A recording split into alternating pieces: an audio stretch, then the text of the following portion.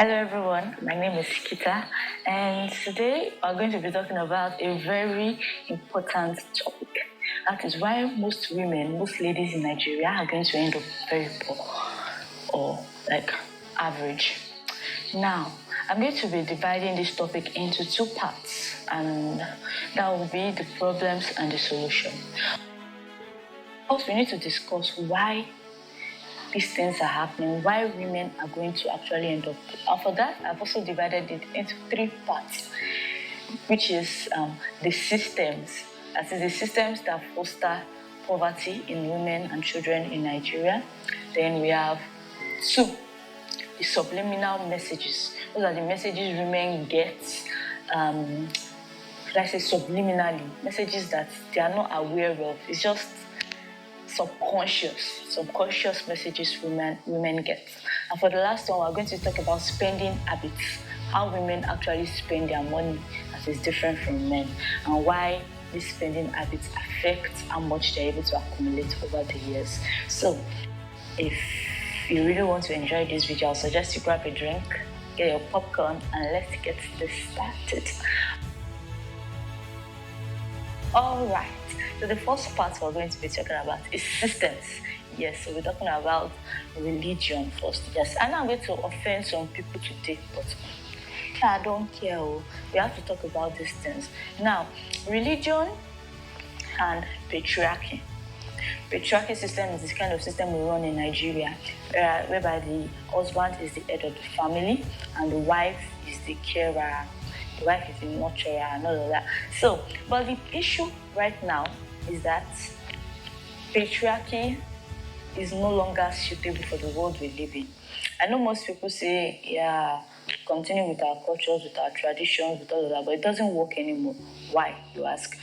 The Nigerian economy is not so great that only one person in the family would be working while the other just supports and cares, and it doesn't work that way anymore. Now, women have to actually work. Women have to work in order to be able to support the children that they give birth to, like 3-4 children. You have to work, maybe sell something, start a shop, start a family. But then, at the same time, women have to care. So let's get back to religion and how patriarchy is infused with religion and how it works against women. If you notice that in most religious institutions, it is usually in places, religion thrives more in places where there's poverty. Why? Because people tend to rely on hope, and so they ask for their basic needs and basic necessities while praying and all of that. So instead of thinking of how can I get water, they just pray that water comes. Right? It happens a lot, and we see it like my helper will locate me, blah blah blah. But the issue here is that in most cases you'd find women more in religious gatherings. You find women more in religious gatherings. And the thing is, I'm not even going to lie, in most cases, religion tends to take up a lot of time. A lot of time that women can use on things that are more, say, productive, things that will actually bring in the results that they need. So, still speaking of religion tends to favor, like I said earlier, religion is intertwined with patriarchy. And so when women experience bad marriages, they are forced to stay in the marriage because God does not love divorce. Although most women are waking up now, and that's why we've seen the increase in divorce rates. Most women are realizing that marriage doesn't favor women that much because of patriarchy. So, but that we're not talking about marriage, we're talking on religion. I mean, when I was growing up, because I grew up in a very sort of religious environment, we'll be asked to pray for our future husbands. In fact, they'll be saying, pray for your husband, pray for your husband to be rich, pray for a rich husband, blah, blah, blah, blah, blah. There was hardly any pray to become wealthy yourself. It was always about, praying for your husband, this and that. So eventually, I realized that there's actually something really, really wrong there. Something really wrong. But we'll discuss that later on in the video. Okay. So the next thing we're talking about is marriage. Now, in comparison to men, women are made to stay longer in marriages. They are forced to stay longer in marriages by the society. Yes, women will say things like, what will people say? That I wasn't able to keep my own, even if the marriage is clearly bad for them, both mentally and emotionally. So now, what we've noticed so far is that women tend to grow less in marriages. Yes, if even in career-wise, um, growth-wise, just personal development, women tend to grow less. The reason is because women are saddled with so much responsibilities. Although it may look like patriarchy actually favors women in that the husband has to go out and hustle and do all of the hustling and bustling. But then the women are carrying the brunt of this job, they're carrying it on their back. And in a situation where women still have to work. So they are saddled with double responsibilities. Now they have to provide and help out any way they can, and also make sure that everyone is feeling good at home and the children don't notice if there are any issues or anything. So now you tend to see women doing 9 to 5, coming home, cooking, running around. Like there's hardly any time for women to rest, let alone start, reading or trying to get better. So, career-wise, women are forced to place. I'm not even going to say forced. We've been trained that way to place the family first before the career, and so most times women tend to, they tend to lose. Will I say focus? They tend to lose focus more. Um, versus men. Men are encouraged to chase their dreams, chase their career. In fact, even at the expense of their family, nobody will catch them. A man might leave his marriage, abandon his wife, abandon his children, and come back years later and lay claims to them because even the children are in the husband's name. There are so many examples we can give of how patriarchy and marriage are intertwined, and women cannot win even in marriages. Now, financially speaking, how does marriage affect women's finances? Oftentimes, most women get married very early, 18, 21, 22, 23, so on. They get married so early that they've not even accumulated or amassed any form of wealth. Well, financially speaking, marriage has a bad effect on women because most women tend to get married so early that they've not built wealth, they've not built any of that, they don't have a stable business or a very, very high paying job before they get married. And then once you enter into the marriage, now you're saddled with responsibility, taking care of your husband, taking care of your children and your in-laws and work. There's so much pressure that there's hardly any time for you to even become like better.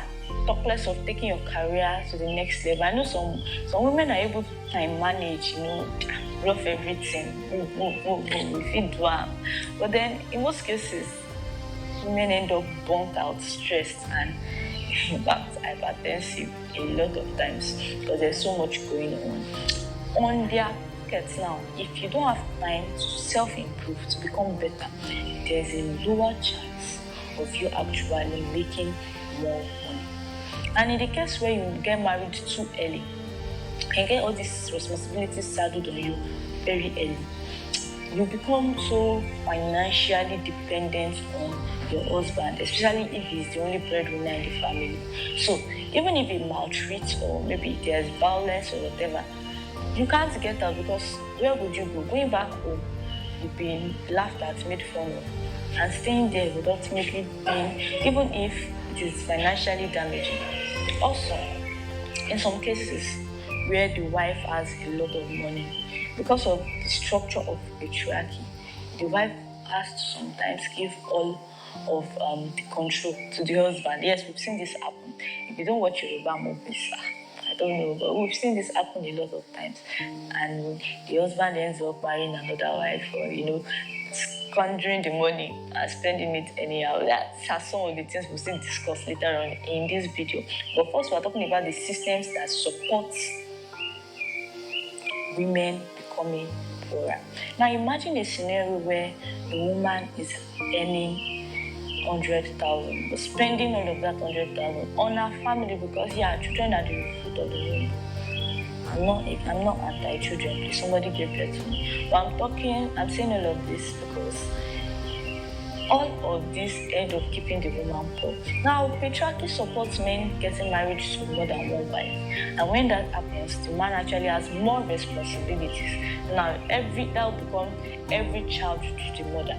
Even if the husband is able to provide, it cannot be as much as if he's just providing for one family. If he's providing for 7, 8 children, of course, there will be stress from the marriage as well on the wife, and then stress of she might have to take up the financial burden again, like take home double. Now the problem is not her taking up the financial burden. The problem is that she has to care. One, then she has to take care of the financial burden. And when we say care, mean cleaning, cooking, everything seems easy, but you have to do it 3 times a day, 7 times a week. Abi?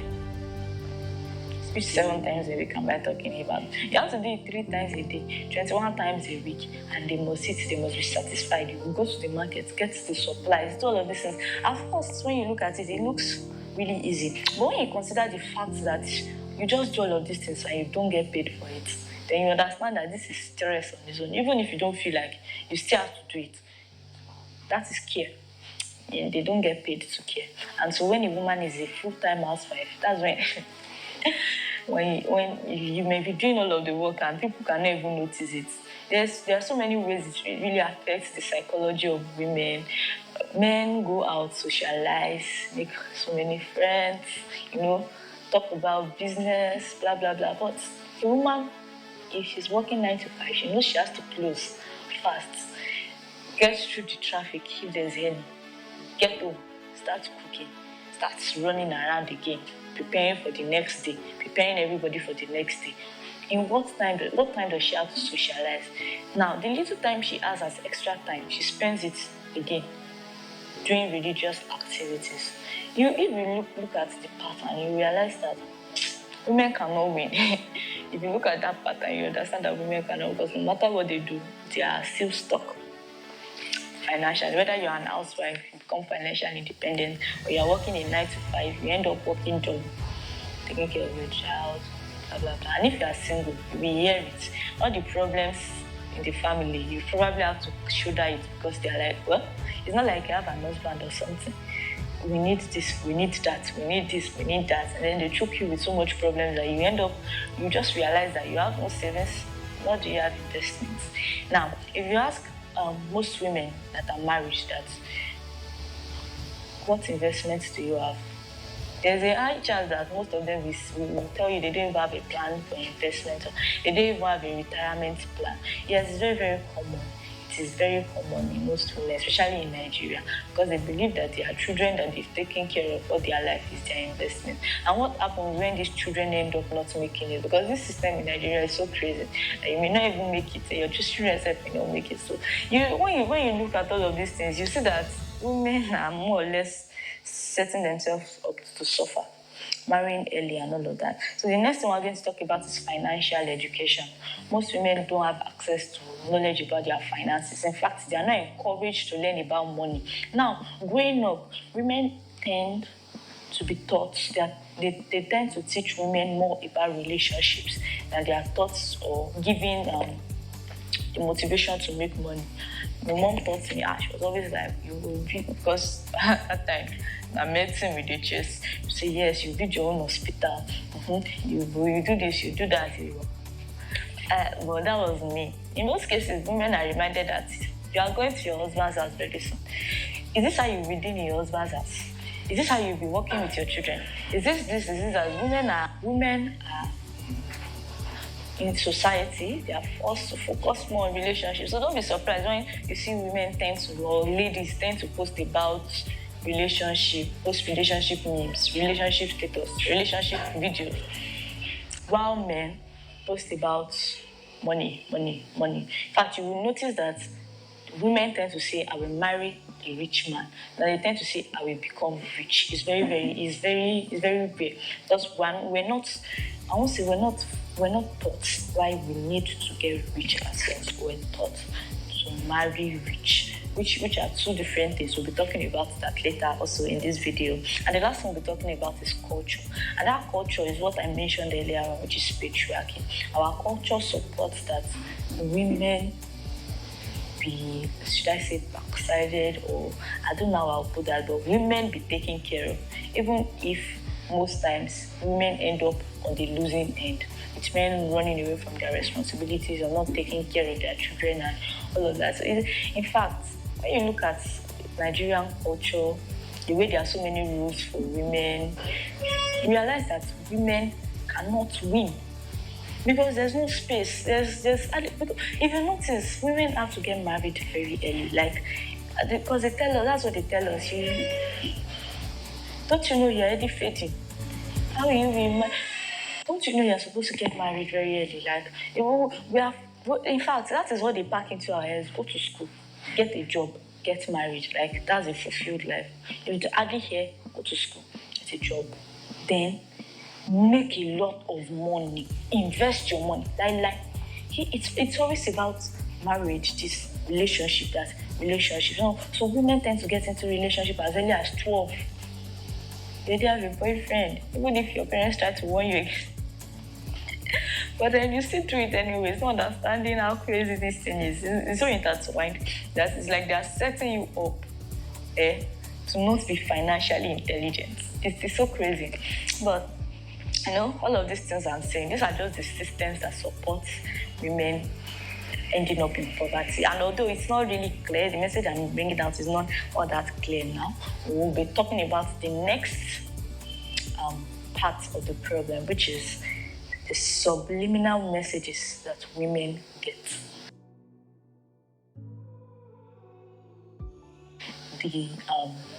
The messages that women get without knowing. The first one we'll be talking about is that you would end up in the kitchen. Now, when you keep repeating it over time, that somebody will end up in the kitchen, the person loses motivation to work. You understand? So now you may bridge to compare that at least if I end up in a rich kitchen, it's better than ending up in a poor kitchen. So ultimately, the best way to do it is to marry a rich man. And again, it's part of the messages that women are given. Women are told, marry rich, marry rich. So when you see, when young, I'm sorry to use this word, but young broke boys come for women, and women are told over time to marry rich, marry rich, marry rich, and you are broke. You are coming for that, and the woman understands the amount of work she has to do in the marriage, because more or less it's the woman's fault if the marriage breaks up. It's her fault if the in-laws don't like her. It's her fault if her children end up bad. It's almost her fault for everything. So she at least in a way tries to secure her future by marrying rich. The problem with marrying rich is that it builds up some sort of inferiority complex, especially when you as the lady, you are poor, but the husband is rich. First, it's not your money. It is not your money. Being an adult, having to ask for allowance, all of that is a very somehow thing. Maybe for me, because a lot of ladies do my sisters that is patriarchy for you. That's the way women are trained. But then, being a grown adult, asking for money, especially when you marry a bad man that is rich, right? Even if you are suffering, there's a high chance that you won't be able to get out. Again, you won't be able to tell anybody what is going on because everybody will be like, "Shebi, your husband has money. Why are you complaining?" So you end up in a bad marriage, you can't get out. And you yourself, the money you have is not for you. So you may just end up like a caged bird. You can sink, but you cannot fly. I don't think that's something anybody wants to go through. It's a really bad way to live. Like it's a crazy world. Yes, you might find rich, good men, but what are your chances?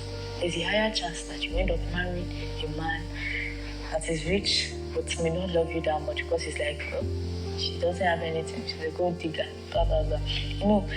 We see these things happen over time. We see them happen again and again. So it's more or less very very important for a woman to have her own money. But since a woman is really encouraged to make her own money, well, I see that it's just so hard for women to win. Now, another one is that men don't like smart women. So very rarely you see women trying to get all sexy, trying to dumb down just for to fit the egos of men. Because you're told that unless you're a guy, that's when you won't know. But most ladies are told that a lot. And men don't like too smart, you talk too much. How come you like every masturbation? They keep giving you so many rules. And it's crazy. Another thing they say is go to school, get a job, and get married. I think I've talked about that. Now, men are encouraged to make a lot of money before they get married. But women are encouraged to go to school so you will not become a liability. But get married after. So when you see a woman's plan will mostly be like at 22, I should be married.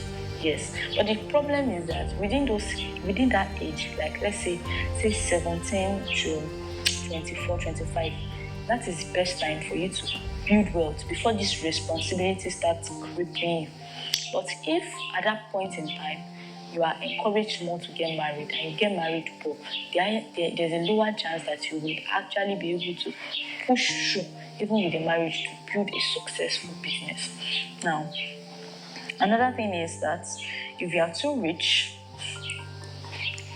you won't find a good husband. If you are too rich, you won't find like an husband that loves you for you. Most men don't want to marry rich women. You get all of those messages all the time. Yeah. So women don't actually strive to become wealthy. Rather, women create businesses to survive. As of now, as at the recent statistics I checked, Nigeria has about Nigerian women make up about, let's say, 31 million Nigerian women own small businesses. But the issue here is that women are still the poorest. Even with all of these small businesses, the reason is because one, women think more about surviving, helping their family survive, more than thriving. Okay, men think in terms of thriving. Women think in terms of surviving. So when they start a business, it's just to survive. It's not to take it to the next level. They're only like when you look at it, you hardly see women dreaming of being at the top of their careers. It's because we're not trained that way. We're trained to be nice. We're trained to not be proud. We're trained to smile a lot. Smile. Even when you are angry, just smile. So that you will not offend people. Potentially chase yourself to the way with your burning face. But it is what it is. Another thing, which is this is one I don't even like at all. You always have to look good. Now you notice that when men are hustling, the hustling times, no one cares how they look like. They can look like anything, but they are not. You would hardly see people say, blah blah blah. But as a lady, your hair alone, if you want to look good with good hair, you'd spend at least 5,000 at least. If you want to look smart, then you have wigs, 45,000, 25,000, 100,000. For a woman who is doing a business, those times when she's supposed to invest only in her business and get that business to grow, she also has to focus on her looks. And then she spends a lot of the money coming in, spends it trying to look good in order to attract a rich man or a good man. Okay? So in those times when she's supposed to focus on her business and grow, she has to also think about constantly looking good. I'm not saying you shouldn't look good or whatever. I'm just saying you don't owe it to anybody, at least in the beginning of your business. Over time, you make enough that you won't even feel it on your pocket. You won't be going broke to look good, okay? You'd look good and feel good on the inside.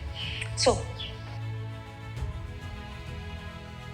I'm going to talk about the last part that actually keep women poor, which is the spending habits of women.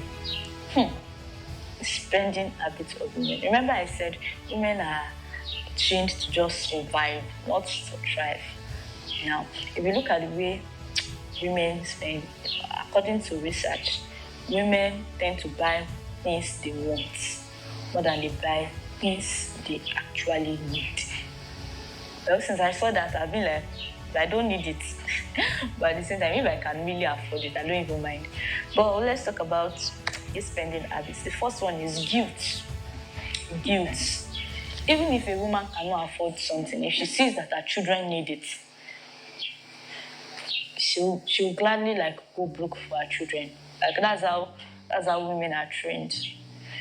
Even if she doesn't have it, she would feel guilty for not giving it because we are trained to be nice girls. Okay, so the next thing is living in the moment. If I perish, I perish. You just spend that money anyhow. We don't know. Let's just spend it. Most women tend to spend money as they get it. Get sent money from home, they spend it. Now the crazy thing is that women are giving more money from home than men. Yet most guys would excel more than women, even with the little that they have. The major reason is because women are trained to be dependent on their family. See, for men, most guys know that when I get to school, I don't want to be depending on I don't have a choice because they will not train, they won't even train them to be dependent, right? They train the ladies to be dependent because somebody will take care of you. Somebody will take care of you, which means you just feel chill. So even if you start a business and the business is crumbling, you might not even notice because somebody will take care of you. So now, when I spoke earlier on about appearances, women spend a lot on looking good. You may say, but I'm just buying thrifts. You won't know when you have so many clothes that you don't need, and most of them that you don't wear. Okay, it's life. It's crazy because when we spend on shoes, and when you accumulate anything, multiply it all, you'll be looking at hundreds of thousands spent on outfits. Money, I'm not saying she don't look good again, don't get me wrong. Money that could have been spent wisely. Again, I repeat, I'm not saying she don't look good. I'm saying everything should be kept like balanced. Like be sure that this thing you are buying, you actually need it. Or buy some particular pieces or buy how do I put it? But seriously, don't go broke to look good. It's it's bad. Okay. So the last part, another thing is envy. Women buy stuff out of envy. Now my friend has this one. I'm going to buy something that is better. Yes, my friend is using curly wig. Me, I'm going to use blonde straight. 200k. You're buying hair of 200k, but you have no stocks. You know nothing about crypto. Talk less of NFT, nothing. You know nothing about investment. Your business is failing, but you are going to buy hair of 200k just to prove that you are better than your friend. It happens a lot, we see it. And there are guys that will provide this money for them and they are just going to squander it and just spend it anyhow as they see fit. So you should probably know that it's not going to go on forever. There will be a point where all of that money coming to you will stop coming in and there will just be you. So in those minutes, you'd probably regret spending recklessly. So that's why you need to like try and take control of your finances as of now if you don't want to end up poor. Another thing is impulsiveness. You just see something, I like it. You just buy it. You see it, you buy it. You are not thinking about the impact it has on your finance. You are not thinking about, most women don't even know how much assets they have. They don't know their liabilities. They don't know what they spend the most money on. They really don't know. So now, for the another thing that I think this one is so, I won't say annoying, but low self-esteem. Most women have low self-esteem and they believe that the only way for them to solve their esteem issues is by buying a lot of stuff. And that's what the media sells to them, okay? You sell, if you If you use this wig, you look better, you feel prouder, you feel better. Most of these things is from within. You need to deal with your trauma. It's not about how many things you're able to buy and accumulate. It's about it's about how you feel on the inside, okay? And if you don't feel good on the inside, there's no way you can actually, there's no way you can feel better. Okay? By buying stuff, you're just going to be wasting a lot of money buying things. You can't feel an empty heart. If you're not feeling good within, all of those things, you just buy them. And the more you buy, the emptier you feel on the inside. So the last one is emotional fulfillment. Women tend to go overboard with buying, especially when they are they are going through a breakup or through loss or through grief. They tend to spend more and more and more. I've seen it happen to me myself. If they just dey buy me. But then I had to sit down and start thinking about my finances. It is very, very important to think about the finances. So the solution now. What are the solutions?